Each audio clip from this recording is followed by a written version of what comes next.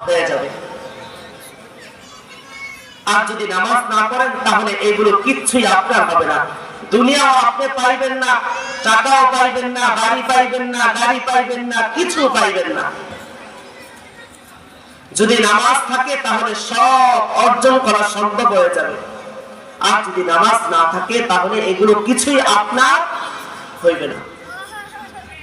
এজন্য সবচেয়ে প্রিয় আমল আল্লাহর কাছে কোনটি বলেন? নামাজ। সবচেয়ে প্রিয় আমল, প্রিয় ইবাদতটা আল্লাহর কাছে নামাজ।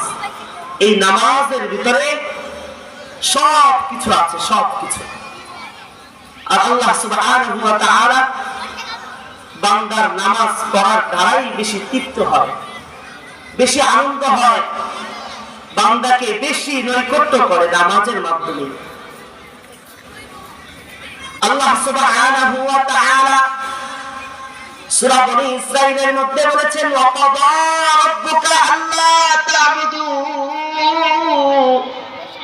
এই আমার ফয়সালা হয়ে গেছে, তোমরা ইবাদত করবে আমার, অন্য কোন জিনিসের ইবাদত করা যাবে না, গোলামি করা যাবে না, আমার গোলামি করবে। অন্য কোন গাছের পূজা করা যাবে না, কোন চন্দ্র সূর্য